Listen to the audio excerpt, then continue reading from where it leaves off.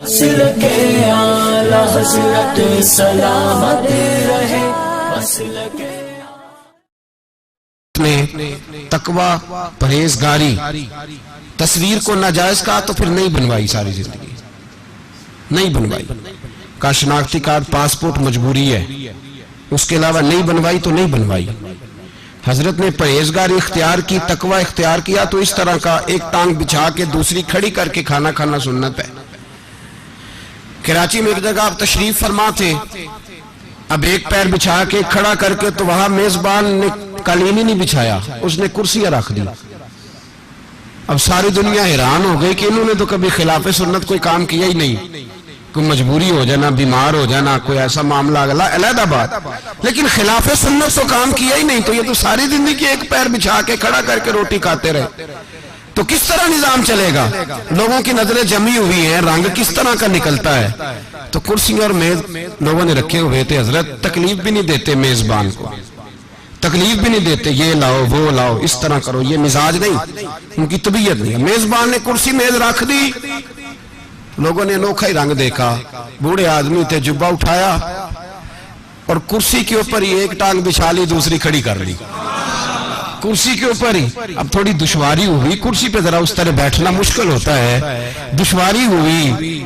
تو بعد میں وہ میزبان حضرت کی خدمت میں آیا، کہنے لگا حضور مجھ سے غلطی ہو گئی، آپ زمین پہ بیٹھ کے کھانا کھانے والے تھے، سنت کے پابند تھے، تو مجھے چاہیے تھا میں بناتا تو آپ فرما دیتے.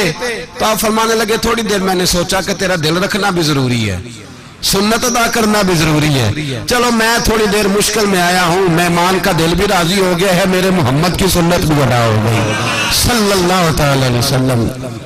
اس موقع کے لیے شعر لکھا گیا، جن کی ہر ہر ادا سنت مصطفیٰ، جن کی ہر ہر ادا سنت مصطفیٰ، ایسے پیر طریقت پہ لاکھوں سلام. یہ ان لوگوں کے لیے.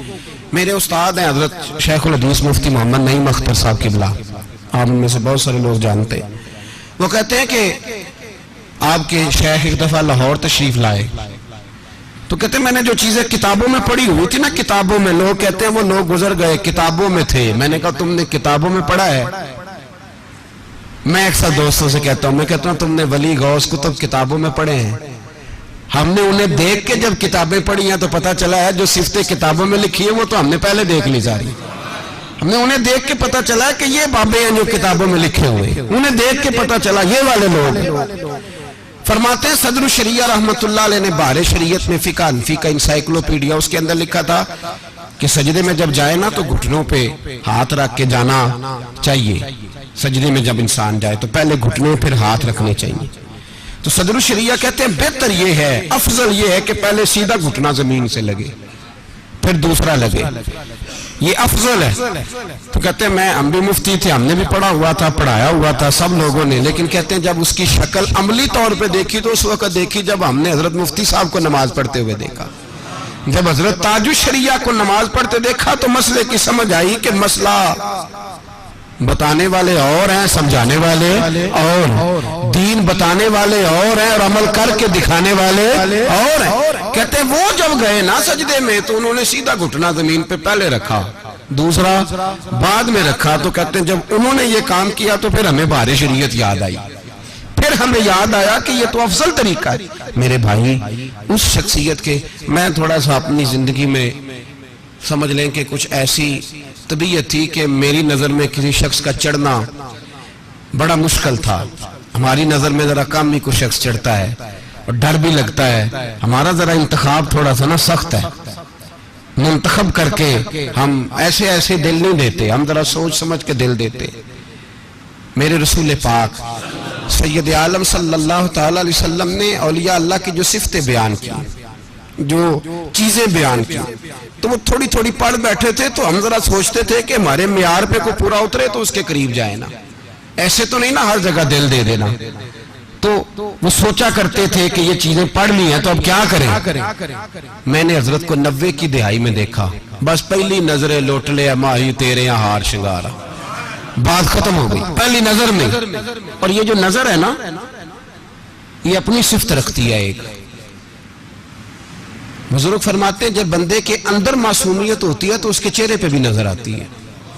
جن کے اندر معصومیت نہیں ہوتی ان کے چہروں پہ بھی معصومیت کو نہیں سمجھ آئی آپ کو، تبھی تو آپ آنکھیں بند کر رہے ہیں، تھوڑی تھوڑی سمجھ آئی ہوتی تو آنکھیں کھل جاتی۔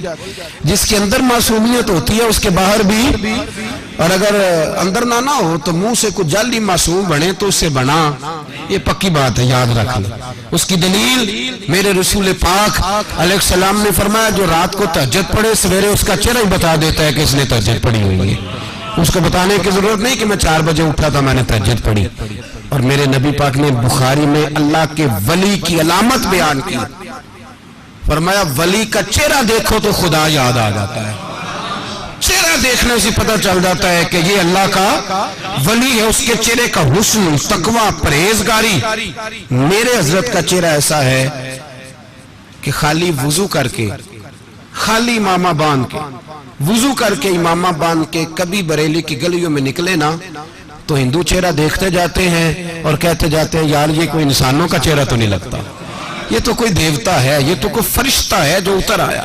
بات کریں تو معصومیت کے پھول جڑتے ہیں، ان کے لب و لہجے سے یوں ہے جیسے اس شخص کے لفظوں نے بھی وضو کیا ہے، جیسے اس کی باتیں بھی طہارت کر کے آئی ہیں، جیسے اس کے جملوں کو بھی کسی نے کستوری لگا دی ہے۔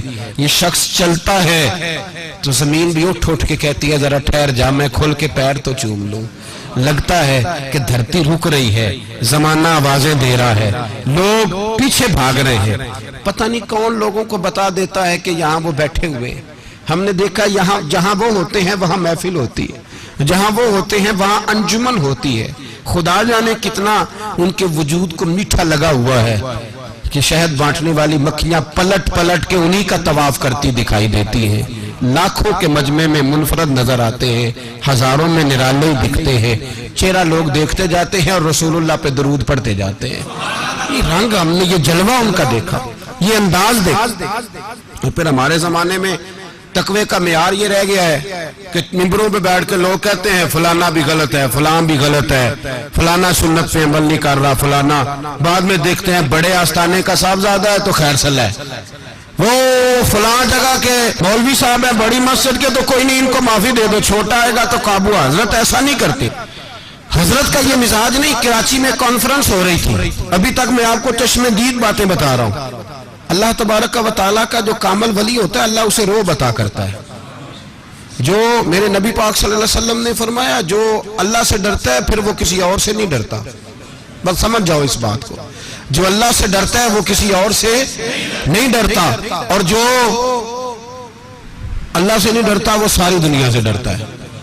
اللہ سے ڈرتا ہے وہ پھر کسی اور سے، اور اس کی شرح میں محدثین فرماتے ہیں جو رب سے ڈرتا ہے پھر دنیا اس سے ڈرتی ہے، پھر لوگ اس سے ڈرتے ہیں، پھر اس کا روب طاری ہو جاتا ہے، پھر تنتنا دبدبا اللہ اسے عطا کرتا ہے۔ میرے بھائی کراچی میں کانفرنس تھی، بڑے بڑے علماء، محدثین، مفسرین، بڑے بڑے لوگ آئے ہوئے تھے، مشائخ کانفرنس تھی۔ بغداد شریف کے سجادے آئے تھے، کہاں کے؟ بغداد کے سجادے، پیر خانہ بھی ہے، غوث اعظم کی اولاد بھی ہے، ان کو سجادگی پہ بٹھایا گیا لیکن چہرے پہ داڑھی کوئی نہیں تھی، پینٹ کوٹ پہنا ہوا ہے، ٹائی لگائی ہوئی ہے، اور وہ تشریف لائے۔ اس میں کوئی شک نہیں کہ سید سے جب تک کفر نہ ہو قابل تعظیم ہے، لیکن اس کو نصیحت کرنے کی اجازت ہے دین میں، نصیحت کرنے کی گنجائش ہے، اس کو سمجھانے کی گنجائش۔ کراچی کانفرنس ہو رہی ہے، کھچا کھچ حال پڑا بنا ہوا، کسی مولوی کو یاد نہیں آیا کہ انہیں بھی کہنا ہے کہ جناب آپ کے بڑوں کا طریقہ کچھ اور ہے، انہیں بھی سمجھانا ہے، ان کو بھی بتانا ہے، کسی کو خیال نہیں آیا۔ حضرت جب اس سٹیج پہ گئے تو کلین شیو صاحبزادہ دیکھا، ٹائی دیکھی، باقی تعریفیں کر رہے تھے، شہزادہ غوث الورا، نور دیدہ غوث اعظم۔ حضرت سیدھے ان کے پاس گئے اور جا کر کے ٹائی سے پکڑا اور بڑے ادب کے ساتھ فرمانے لگے حضور یہ جو آپ نے حلیہ اختیار کیا ہے یہ آپ کے گھر کا طریقہ نہیں، یہ آپ کے گھر کا طریقہ، او بھائی دیکھی جائے گی، جو تانا دے گا اس کو دیکھ لیں گے، دیکھا جائے گا جو بعد میں بات کریں گے، لیکن ہم رسول اللہ کے نوکر ہیں، ہماری پہلی ڈیوٹی رسول اللہ کے دین کی تبلیغ کرنا ہے، یہ پیغام ہے میرے حضرت صاحب کا۔ فرمایا او جناب یہ جو آپ نے حلیہ اختیار کیا یہ آپ کے گھر کا طریقہ نہیں، ہم لوگ تو غلام ہیں، آپ نسل ہیں، آپ کی داڑھی سب سے اچھی ہونی چاہیے تھی، سنت کا لبادہ سب سے زیادہ آپ پر جچنا چاہیے تھا،